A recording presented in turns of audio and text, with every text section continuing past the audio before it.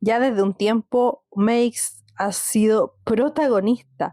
Pero ¿de dónde viene este nombre? ¿Quién fue Henry Meix? Este empresario contratista ferroviario norteamericano que se convirtió en una figura fundamental para la economía y el desarrollo urbano de Chile en el siglo XIX. Nació en Nueva York en 1811, llegó a Chile en 1854, huyendo de la justicia tras una escandalosa quiebra y un desfalco millonario en San Francisco. Y acá en Chile logró forjar una inmensa fortuna al consolidarse como el principal constructor de vías férreas del país, destacando su labor en la culminación del ferrocarril entre Valparaíso y Santiago en 1863. O sea, este personaje venía con ideas frescas y las implementó acá en Chile. Bueno, y aquí también en la capital fue un ícono de la alta sociedad por su lujoso estilo de vida y la famosa y moderna Quinta Meix. Hoy damos inicio al podcast de Vane por Santiago. ¿Qué hace a Santiago ser como es? En cada episodio nos permitimos reflexionar sobre la vida en nuestra capital, desentrañar fascinantes historias que esconden sus barrios y también viajar en el tiempo para descubrir el pasado que residen en sus edificios. Si te apasiona explorar las capas de esta ciudad, acompáñame en este viaje aquí en el podcast de Vane por Santiago.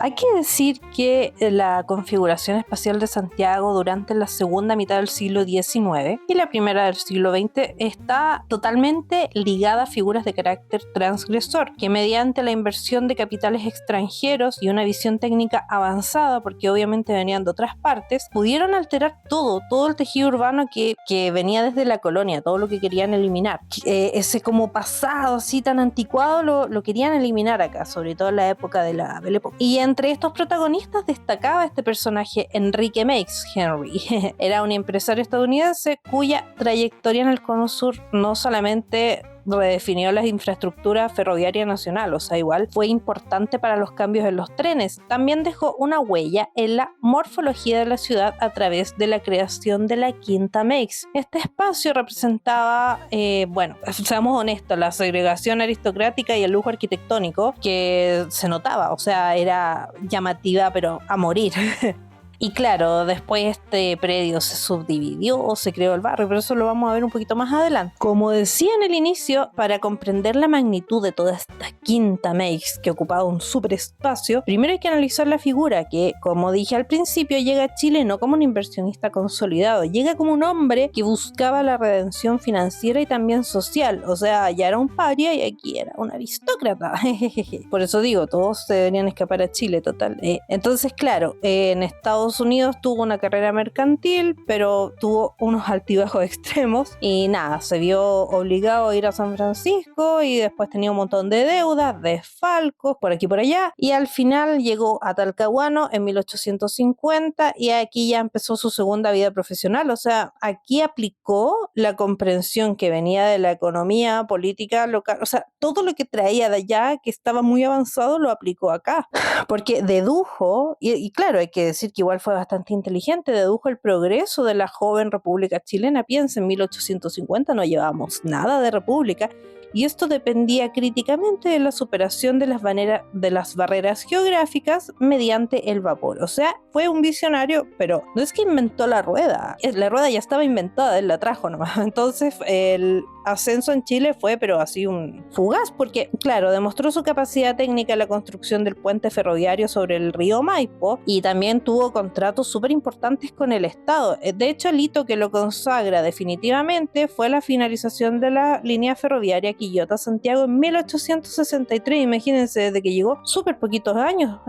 para consolidarse. ¿Cuánto se demora uno y no se consolida nunca? Y claro, fue un acto de gran simbolismo y él mismo condujo la locomotora inaugural que conecta por primera vez el puerto de Valparaíso con la capital. Hay que decir que fue un logro, o sea, no fue cualquier cosa. Este evento que transformó todas estas dinámicas comerciales y sociales que venían en el país, porque imagínense, o sea, tener un tren, lo rápido y seguro que era poder desarrollar la economía, espectacular. Obviamente esto le dio la fortuna considerable que le permitió construir ese palacete, pero también se ganó el respeto de la élite y de la clase trabajadora, o sea, como que a todas partes le fue bien. Y la filosofía laboral que traía era que era justicia, paga y porotos, que contrastaba con las prácticas semifeudales de la época, o sea, venía con una mente bastante avanzada y se posicionó para esa época como un empleador generoso que valoraba la eficiencia del obrero chileno por sobre todas las cosas. ¿Y cuando parte con todo este palacete de la Quinta Mex? Bueno, decide materializar su éxito, dijo ya no voy a vivir en una ruca, no, o sea, no voy a vivir como de homeless, y construye esta residencia que desafió todos los cánones establecidos y arquitectónicos de la época. Se ubicó en la Alameda, entre las actuales calles, cáchense esto, República y Avenida España, imagínense todo lo que ocupaba, en un sector que por ese entonces representaba el límite poniente de la ciudad consolidada, imagínense, ahora es como centro-centro. Le encarga la obra al arquitecto estadounidense Gis Wetmore, quien diseña esta estructura que abandonaba el estilo de patio central hispánico y adoptaba esta volumetría compacta, suntuosa, mucho más cercana al gusto angloamericano, europeo. Entonces era una cuestión pero totalmente sorprendente. Todos los excesos que ustedes se pudieran imaginar con la casa, Meiggs los hizo. Importó maderas exóticas de Estados Unidos como caobas y pinos y en ese momento no se utilizaban en la construcción local. El gasto solo en madera fueron 220,000 pesos oro. Eso es mucho dinero, de verdad que cientos de miles de pesos adicionales para la adquisición de mármoles, granitos de alta calidad. La casa contaba con 2 pisos principales, un zócalo que tenía sistemas de calefacción avanzados como calderas y depósitos de carbón y un amplio altillo para el servicio. Un aspecto fascinante de toda esta quinta era que generó un montón de mitología urbana, o sea, era espectacular, porque durante décadas circuló la leyenda de que la base del palacio contaba con un sistema de rieles y engranajes que permitía que la casa girara por sobre su propio eje para seguir el movimiento del sol. Este detalle ha sido como realmente un mito nacido del asombro popular de la ingeniería ferroviaria que tenía Meiggs y también la forma que tenía la casa. Tenía una cuestión redonda, una cúpula, que les invito a buscar imágenes si es que pueden, pero claro, la gente lo veía como un símbolo de modernidad técnica casi sobrenatural, entonces por eso le daba toda esta propiedad así como wow, esto gira, casi que la casa se limpia sola. Ahora yo con un palacio así sí me imaginaría un montón de cosas. Lo más entretenido de la Quinta Meiggs es que tampoco era solo la construcción, había un ecosistema, ay me encanta la palabra ecosistema, pero yo sé que a mucha gente no le gusta, pero había toda una especie de diseño en el jardín que quería emular los parques franceses, victorianos, y eso se notaba, hay una que otra imagen, qué pena que no sobreviviera. Y Meiggs creó un jardín botánico privado que tenía más de 2,000 especies vegetales. Funcionó como un centro de experimentación y aclimatación de flora exótica, suministrando semillas y especímenes a la Universidad de Chile y el Jardín Botánico Nacional, porque era espectacular. La diversidad de especies que había en la quinta era extraordinaria para el Santiago de esa época. Tenían orquídeas tropicales, helechos que requerían invernaderos especializados, árboles frutales y exóticos como tamarindos, piñas o jengibres, y también tenían árboles como fresnos de flor, suculentas y herbáceas distribuidas en senderos sinuosos. Hoy en día es sorprendente esta cuestión, o sea, imagínense la magnitud de la casa. También tenía obviamente todo ese parque que tenía, porque eso era un parque que tenían de patio, tenía esculturas, fuentes de agua, senderos que formaban todo este paisaje, y también marcaba el límite con la Alameda mediante un imponente portón de fierro forjado, no sé si lo tenía todo, y vivía full en el mejor lugar, o sea, estaba al lado de la Alameda. Hasta hoy en día es una buena ubicación, es tremenda.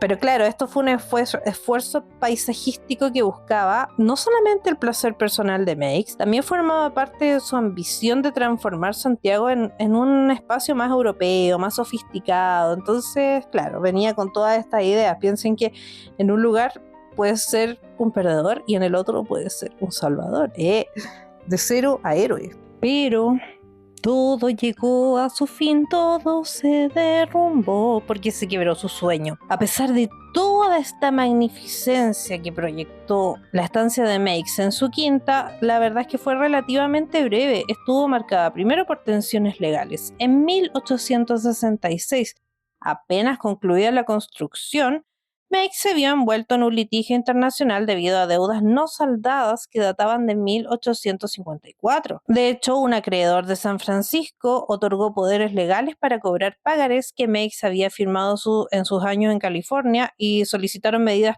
precautorias sobre sus propiedades en Chile, incluida esta supermansión en la Alameda. Y ante la posibilidad de embargo, Meiggs, siempre está el tema de los impuestos, oye, y ante la posibilidad de embargo, lo que hizo Meiggs es que buscó una solución propia igual de su cabeza. O sea, el gallo era súper bueno para hacer plata, o al menos aquí en Chile lo fue.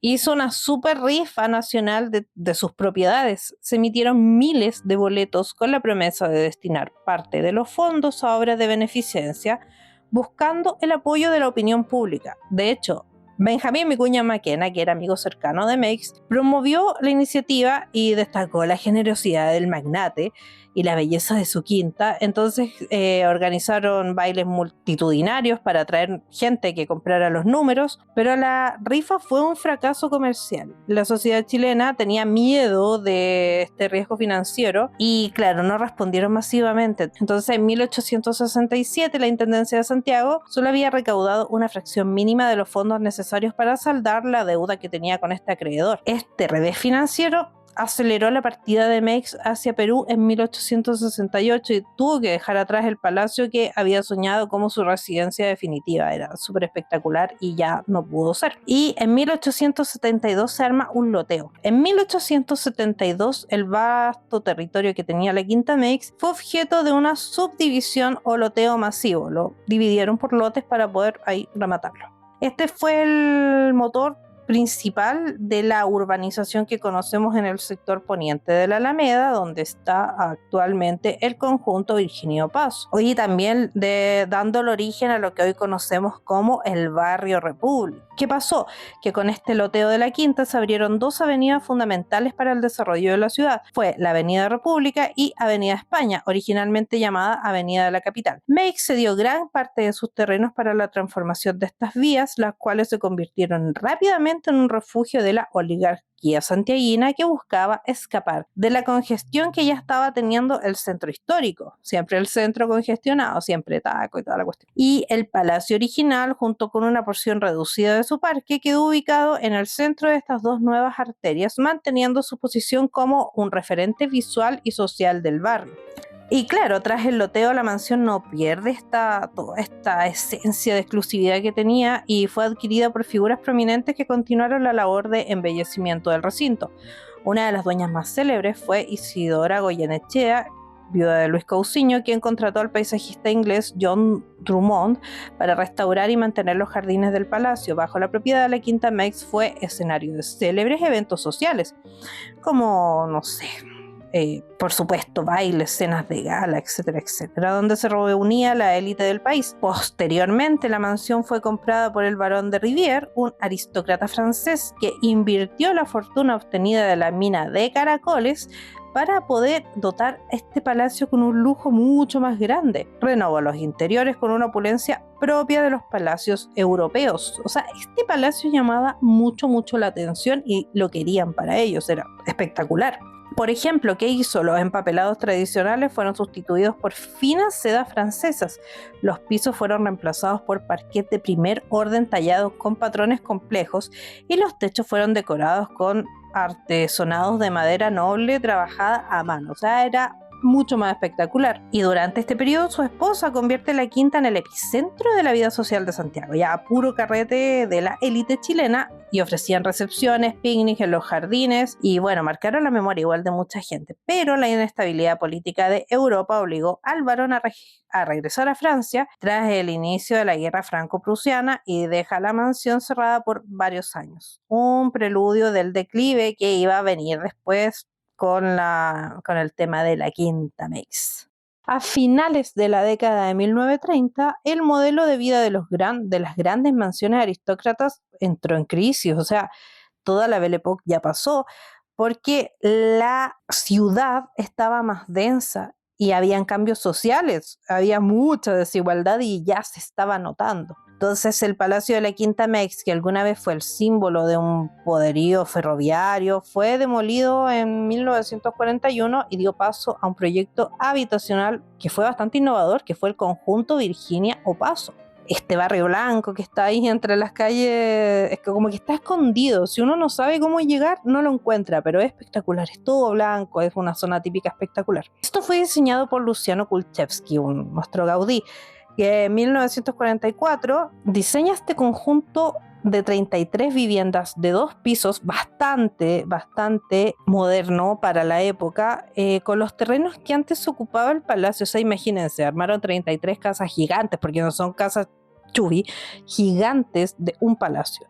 Y a diferencia de la opulencia de Meix, Kulczewski propuso una urbanización de escala humana, caracterizada por un estilo neoclásico simplificado. Las fachadas eran blancas y una unidad cromática que otorgaba una serenidad urbana excepcional al sector. De hecho, es precioso, el conjunto es como entrar a otro lado. Fue diseñado originalmente para oficiales de la Caja de las Fuerzas Armadas y se estructuró alrededor de una calle curva que rompía totalmente con la trama ortogonal de Santiago. Bueno, y este conjunto fue declarado zona típica en 1992 por el Consejo de Monumentos Nacionales, que reconocen su valor como un conjunto urbano armónico y este papel en la preservación de la memoria histórica del barrio República. Es en este espacio donde se puede apreciar igual el legado de Meix de una u otra manera, que transitó de lo privado a lo comunitario, mantuvo la dignidad arquitectónica, igual ha perdurado hasta el día de hoy. Ese espacio es muy bonito. ¿Y por qué existe la calle Meix, que es el legado en Estación Central, básicamente, que ahora está cerrada, llena de rejas? Es una de las preguntas que más se hacen, porque en el fondo él vivía un poco más allá, pero el nombre de Henry Meix se asocia tan fuertemente con un barrio comercial y popular como en el sector de Estación Central, y tiene todo que ver con los trenes. Y claro, lejos de la refinada Avenida República, la respuesta se encuentra en la visión industrial y la generosidad estratégica que tenía Meix con respecto al sistema ferroviario. Y de hecho, en el mismo año en que se loteó su quinta residencial, 1872, Henry Meix realiza una donación de terrenos de su propiedad ubicados al costado oriente de la Estación Central de Ferrocarriles.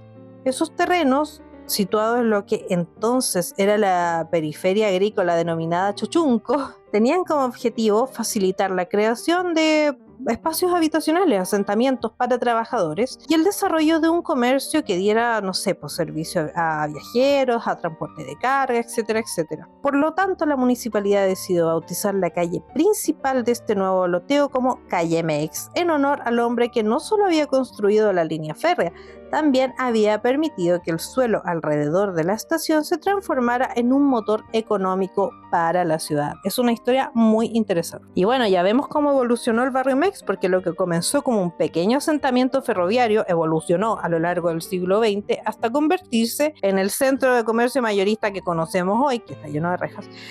Y ahora el barrio chino y tiene estos leones y bueno, muchas ofertas, qué sé yo, muchas transformaciones. Ya conocemos esta historia. Pero es re importante la figura de Henry Meix para entender la transición que tuvo Santiago hacia la modernidad, modernidad industrial, porque en el fondo él fue un visionario que trajo muchas de estas ideas, y de hecho su palacio, que era la Quinta Meix, no solamente era un hito arquitectónico como usemos materiales importados y tengamos un diseño de la vanguardia, qué sé yo, también se convirtió en el punto de origen de una de las zonas residenciales más importantes de la historia chilena, y de hecho la subdivisión de los terrenos de esta zona permite la apertura de las avenidas República, la avenida España, y democratiza de cierta medida el acceso al suelo para la burguesía minera y financiera del siglo XIX, que arma todos estos palacios que dejan la calle República súper espectacular. Y también que exista la calle Meix en Estación Central es un acto igual de visión cívica y comercial que tuvieron en esa época. En el fondo igual es entretenido ver de dónde vienen las cosas para entender por qué el barrio se comporta, la ciudad se comporta de la manera que se comporta. Así que esto ha sido el podcast de hoy con la historia de Henry Meix, con la historia de Henry Meix que nos llega muy de cerca, al menos los que vivimos por ahí. Y nada, esto es Vane por Santiago.